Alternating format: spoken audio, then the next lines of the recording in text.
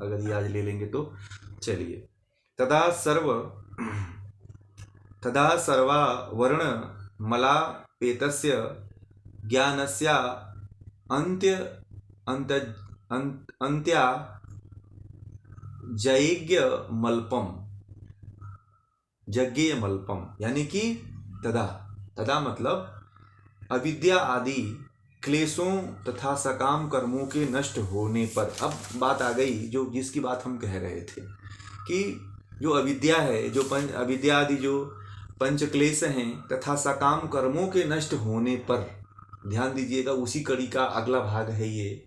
सकाम कर्मों, पंच क्लेश नष्ट होने पे और सकाम कर्मों के नष्ट होने पे कह रहे हैं कि सर्व आवरण मल अपेतस्य, यानी कि सब प्रकार के आवरण रूपी मल से रहित ज्ञानस्य मतलब ज्ञान के, आंत्यात मतलब अत्यधिक हो जाने से, ज्ञेयम मतलब जानने योग्य वस्तु, अल्प मतलब थोड़ा हो जाता है।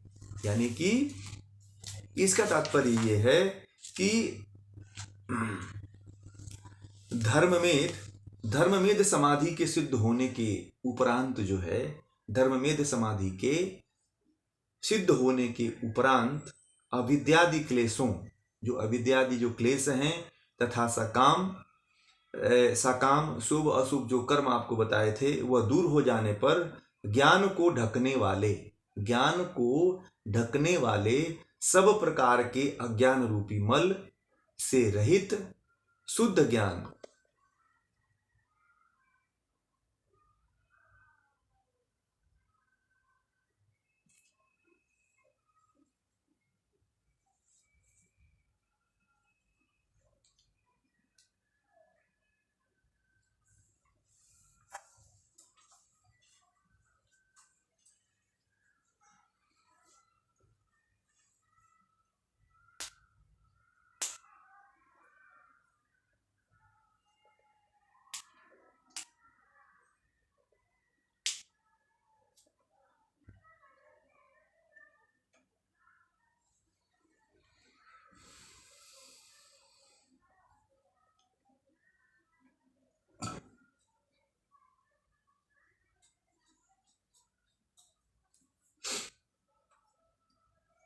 चलिए सभी लोग जुड़ गए हैं तो इसका पुनः से अर्थ ले लेते हैं कि धर्ममेध समाधि के शुद्ध होने के उपरांत अविद्यादि क्लेशों तथा सकाम शुभ और अशुभ कर्मों के दूर हो जाने पर ज्ञान को ढकने वाले सब प्रकार के अज्ञान रूपी मल से रहित अशुद्ध ज्ञान के अधिक हो जाने से जानने योग्य विषय थोड़े ही रह जाते हैं।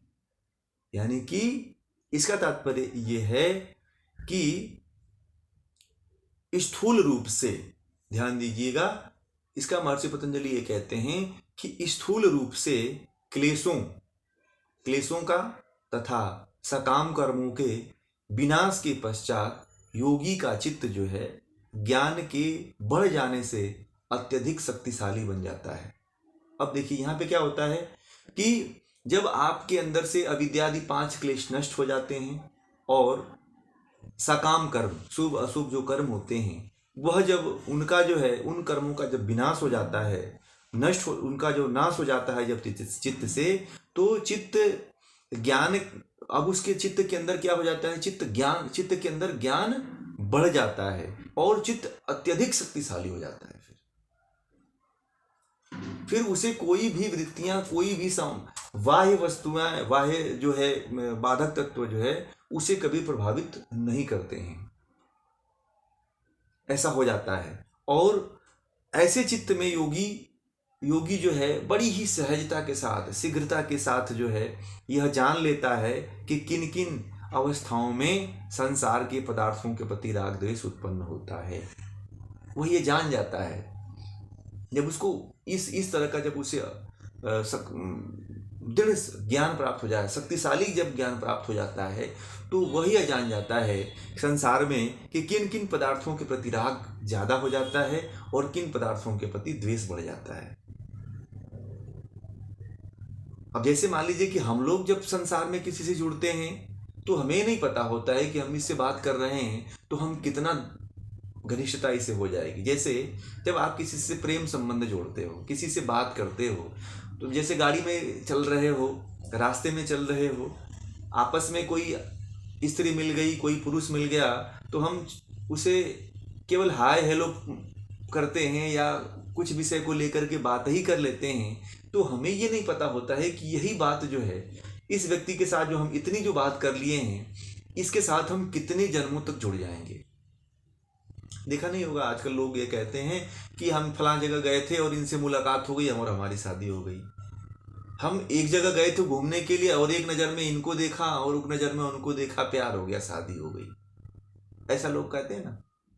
बहुत लोगों का सुना होगा, फिल्मों में देखा होगा, हर जगह लोग आपस में दूसरे से बात करते हुए आपने जाना होगा कि मैं यहाँ गया था, मैं वहाँ गया था, मैं इनको ऐसे देखा था, मुझे एक नज़र में ही पसंद आ गए और मैंने तुरंत हाँ कर दिया और मन में ठान लिया कि अब तो मुझे इसी से शादी विवाह करना है, इसी व्यक्ति के साथ जुड़ना है, इसी व्यक्ति के साथ जीवन को बिताना है।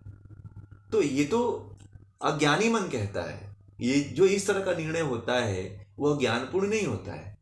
अब महर्षि पतंजलि कहते हैं कि यदि कोई इस तरह की बातें करके और किसी को कुछ अपना किसी को किसी चीज़ का चयन करता है, किसी संसार की जो वस्तुएं हैं, संसार की वस्तुओं में संसार की वस्तुओं से राग द्वेष कर लेता है, यानी कि या तो राग लगा लेता है कि मुझे बहुत अच्छा लग गया, और जैसे ही आपने संसार में देखा कि किसी व्यक्ति को देखा, तुरंत देखते ही घृणा उत्पन्न हो जाती है। होती है कि नहीं होती है? होती है। जैसे मान लीजिए कोई आप चल रहा है, किसी व्यक्ति ने आकर के आपसे तुरंत हाथ टच करके बोला कि आप कैसे हो, तो तुरंत आपको घृणा उत्पन्न हो जाती है कि एक ऐसा व्यक्ति मुझे छू दिया। तुरंत आपके प्रति, उस व्यक्ति के प्रति आपके मन में विद्वेष की भावना उत्पन्न हो जाती है, घृणा की भावना उत्पन्न हो जाती है, द्वेष की भावना उत्पन्न हो जाती है। तो यह भावना, इस तरह की जो भावना होती है, वह क्या होता है, वह अज्ञान न होने के कारण वह जो है इसलिए होता है कि मन चित्त जो है शक्तिशाली उस समय नहीं होता है। इसलिए चित्त, जो योगी का चित्त होता है, वह संसार के पदार्थों, सभी अवस्थाओं में, सभी पदार्थों के प्रति जो है उसमें राग द्वेष उत्पन्न हो जाता है। राग भी होता है, द्वेष भी उत्पन्न हो जाता है कि कौन अच्छा है उसके लिए, कौन बुरा है, वह यह जान जाता है। सांसारिक लोग नहीं जान पाते हैं। अब मैं वही बताया ना कि कोई किसी से राग करता है तो भी नहीं जान पाता है कि अच्छा व्यक्ति है, कोई किसी से द्वेष करता है तो भी नहीं जान पाता है कि वह अच्छा व्यक्ति है या बुरा व्यक्ति है। एक व्यक्ति था, वह जो है बहुत कहीं जा रहा था यात्रा पे, तो उसे बहुत ही अच्छे लोग मिले, शहर के अच्छे शाही कपड़े पहने हुए जा रहे थे। तो वह व्यक्ति सोचा कि मैं, चलो ये लोग अच्छे लोग हैं, इनके साथ चलें। और जो ही रास्तों में गया, वह क्या हुआ कि उसके जो वो लोग थे सारे भेष बदले हुए थे, वो चोर थे, और उसको जैसे ही आगे गए, सारे चोरों मिल करके, वो जो भेष बदले हुए लोग थे, उसको रास्ते में जितना उसके पास रुपया था, धन था, कपड़े थे, लगते थे, सब उन्होंने लूट लिया। फिर इससे पहले वह बैठा और चिंता करने लगा कि एक मुझे ऐसा व्यक्ति रास्ते में मिला था जो साधु वेश में था, थोड़ा अच्छे कपड़े, अच्छे लत्ते नहीं थे, परंतु उस व्यक्ति ने मुझे कहा था कि मेरे साथ चलो, रास्ते में बड़ा खतरा है। तो मैं उसकी बात को नहीं माना था। मैंने कहा कि ये जो है मैला कुचैला आदमी क्या हमें ले जाएगा, इसके साथ जाने से क्या मतलब है, ये तो बहुत छोटा आदमी है, इसके साथ नहीं जाएंगे। तो कभी कभी ऐसा होता है कि हम ऐसे व्यक्तियों से घृणा कर लेते हैं कि जिनके पास जो है अच्छा ज्ञान होता है और जिनके पास अच्छा ज्ञान नहीं होता है, उनके चक्करों में हम फंस जाते हैं। तो उन लोगों से हम ऐसा राग द्वेष करने लगते हैं। तो यही महर्षि पतंजलि कहते हैं कि किन किन अवस्थाओं में संसार के प्रति राग द्वेष उत्पन्न हो सकता है, और ऐसे ही राग द्वेष उत्पन्न होता है, और ऐसे ही लोग ठगते जाते हैं। कहीं पे अच्छे लोग मिल जाते हैं किसी के साथ। तो इसीलिए किसी भी व्यक्ति के साथ घृणा नहीं करना चाहिए, किसी भी व्यक्ति के साथ राग और द्वेष नहीं करना चाहिए, सबके साथ समभावना रखनी चाहिए। चाहे क्यों न वह छोटा व्यक्ति हो, चाहे क्यों न वह धनवान व्यक्ति न हो, चाहे क्यों न वह गरीब व्यक्ति हो, चाहे क्यों न वह व्यक्ति मैला कुचैला ही क्यों न हो, चाहे क्यों न व्यक्ति वह निम्न वर्ग का हो, उस सभी के प्रति जो है एक भावना रखनी चाहिए, सभी के प्रति बराबर की भावना रखनी चाहिए। आपके पास भगवान ने आपके ऊपर कृपा किया है, तो आप 1 करोड़ की गाड़ी में चल रहे हो, 1 लाख के कपड़े पहन रहे हो, 1 लाख के 10 करोड़ के गहने पहन रहे हो, तो ये आपका सौभाग्य हो सकता है। परंतु हो सकता है कि जो व्यक्ति दरिद्र है, जो दीनहीन है, उसको भगवान ने उसको ऐसा कर्म फल की व्यवस्था के कारण ऐसा किया हो सकता है कि आप आज यहाँ पे हो, कल उसको 2-4 दिन बाद भगवान ऐसी कुछ धन दौलत से परिपूर्ण कर दे कि वो आपसे भी आगे जाए। तो इसीलिए कभी भी किसी व्यक्ति के प्रति ना ही राग उतना रखना चाहिए, ना ही द्वेष रखना चाहिए। सामान्य जीवन के लिए बता रहा हूँ, ये योगी जीवन के लिए नहीं बता रहा हूँ। योगी जीवन के लिए तो ये महर्षि पतंजलि कहते हैं कि अगर कोई है तो संसार के किसी भी पदार्थ के प्रति वह राग द्वेष अगर उत्पन्न होता है तो उस अवस्था को वह जान लेता है कि किसके प्रति हमें राग करना चाहिए और किसके प्रति हमें द्वेष करना चाहिए। यही उसका ज्ञेय विषय बचा हुआ होता है। ठीक है, यही जो महर्षि पतंजलि कहते हैं कि यही जानने योग्य जो है ज्ञेय विषय उसका बचा हुआ आता है। ऐसे विषय को जानने की योग्यता चित्त के अविद्या आदि मलों से रहित निर्मल सत्व गुण प्रधान होने से बनता है। यानी कि ये ऐसा जो है कि अगर कोई जानने योग्य क्या है कि यही जानने योग्य रहता है कि सत्व आदि गुण जब ज़्यादा हावी हो जाते हैं तब व्यक्ति सही और गलत का पहचान कर लेता है और राग द्वेष आदि से परे होकर के वह उसके प्रभाव को पड़ने नहीं देता है अपने चित्त पे। वह शुद्ध रूप हो जाता है और ज्ञान धीरे धीरे उसका प्रखर बढ़ने लगता है। आगे कहते हैं, महर्षि पतंजलि कहते हैं कि अब ये चीज़ कैसे संभव हो पाता है। अब ये आप लोगों के मन में ये भावना होगी कि यह कैसे चीज़ संभव हो पाए कि जो है समस्त आवरण और मलों के दूर होने से ज्ञान की अधिकता के कारण ज्ञेय पदार्थ अल्प हो जाता है। जानने योग्य जो पदार्थ होता है वह कैसे अल्प होता है, तो महर्षि पतंजलि कहते हैं कि अगर कोई योगी योग के अष्टांग योग का अनुष्ठान करता है, ईश्वर परिधान तप स्वाध्याय ईश्वर परिधान का पालन करता है, मोक्ष शास्त्रों का अध्ययन करता है और मोक्ष शास्त्रों के अध्ययन से अविद्या आदि अधर्म मलों को दूर कर लेता है और इससे जो है जब इन सबका पालन करने लगता है तो उसके मल जो है दूर हो जाते हैं तथा ज्ञान की अधिकता के कारण जानने योग्य पदार्थ अल्प रह जाते हैं कि क्या जानना चाहिए, क्या नहीं जानना चाहिए, किसके साथ राग करना चाहिए, किसके साथ द्वेष करना चाहिए, ये अल्प हो जाता है, कम हो जाता है। फिर आगे कहते हैं अर्थात ईश्वर को जानने का कार्य थोड़ा शेष रहता है। ज्ञान की अनंतता का अभिप्राय यह नहीं है कि जीव का ज्ञान ईश्वर की भांति अनंत हो जाता है। ऐसा नहीं होता है कि जीवात्मा जो होता है वह ईश्वर के ज्ञान से ज़्यादा हो जाता है, ऐसा कभी नहीं होता है। इसका तात्पर्य है कि ज्ञान की मात्रा अधिक हो जाती है जब वह संप्रजात समाधि को प्राप्त कर लेता है, धर्मेश समाधि को प्राप्त कर लेता है, तो सांसारिक व्यक्तियों से उसका ज्ञान सर्वश्रेष्ठ यानी कि सबसे अधिक हो जाता है। अब उससे अधिक होने से आत्मा के जानने योग्य कोई पदार्थ नहीं रहता है। बस आत्मा को अब वह जान जाता है कि मुझे जो जानना था वह मैंने प्राप्त कर लिया।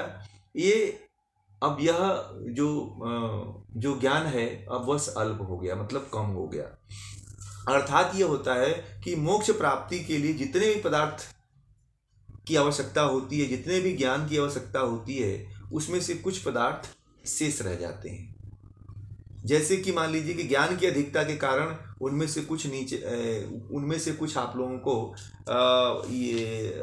है कुछ ऐसे पॉइंट जिनको आप लोगों को जानना चाहिए। जैसे कि अविद्या के नाश से ज्ञान की वृद्धि हो जाती है। जैसे ही अविद्या का नाश होता है उससे क्या होता है, ज्ञान की वृद्धि हो जाती है तथा कुसंस्कारों के नाश होने से, जो गलत संस्कार होते हैं उनके नाश होने से ज्ञान की वृद्धि होती है। दूसरा, अधर्म, जो गलत आचरण होते हैं, जो अधर्म के रास्ते पे ले जाने वाले आचरण होते हैं, उनका त्याग होने से भी ज्ञान की वृद्धि होती है।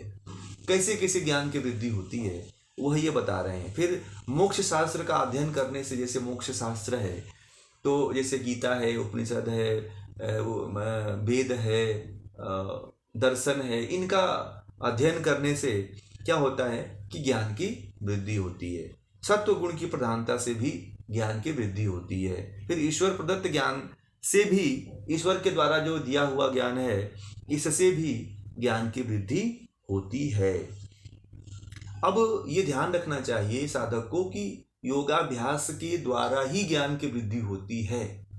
कोई कहे कि मैं तो तब करता हूँ, मैं फला आदमी को पूछता हूँ तो मुझे ज्ञान की वृद्धि हो जाएगा, तो ज्ञान की वृद्धि इससे नहीं होती है। जो अभी मैंने 6 पॉइंट आपको बताया कि अविद्या के नाश से, कुसंस्कारों के नाश से, अधर्म आचरण से, मोक्ष शास्त्रों का अध्ययन करने से, सत्व गुण के बनने से, ईश्वर के द्वारा दिए हुए ज्ञान, ईश्वर का ज्ञान वेदों को कहा जाता है, तो ये आदि इन शास्त्रों का अध्ययन करने से ही जो है ज्ञान की वृद्धि होती है। ऐसे नहीं होती है कि जो है आप ये इधर उधर का कार्य करते हो या फिर कोई साधना के क्षेत्र में ही उल्टे सीधे आचरण करते हो, उससे ज्ञान की वृद्धि होगा, तो उससे भी ज्ञान की वृद्धि नहीं होता है। ना ही जो है सिद्धियों को प्राप्त करने से ज्ञान की वृद्धि होती है, ये भी ध्यान रखिएगा। सिद्धियां अगर किसी को प्राप्त हो जाए और ये कह दे कि मुझे ज्ञान की वृद्धि हो गई, तो उससे भी ज्ञान की वृद्धि नहीं होती है। इसीलिए जो है हर साधक को जो है ईश्वर के प्रति अपना समर्पण ध्यान कर रखना चाहिए। ईश्वर प्रणिधान अपने जीवन में हमेशा बनाए रखना चाहिए कि ईश्वर जो भी अपना कर्म करिए, ईश्वर को समर्पित होकर करिए, ईश्वर को न्योछावर होकर के करिए, ईश्वर को आज्ञा के अनुसार करिए, और इस तरह से कर्म को करते हुए अपने जीवन में अहंकार से, अभिमान से बचना चाहिए और सदा ईश्वर में लीन रहना चाहिए। और यही जो है सबसे बड़ा साधन है धर्मवेद आदि समाधि को निरंतर बनाए रखने के लिए। और इस निरंतरता को बना करके आप असंप्रज्ञात समाधि में पहुंच करके दुखों को दूर कर सकते हैं और इन दुखों से निवृत्त हो सकते हैं। तो ये जो सूत्र है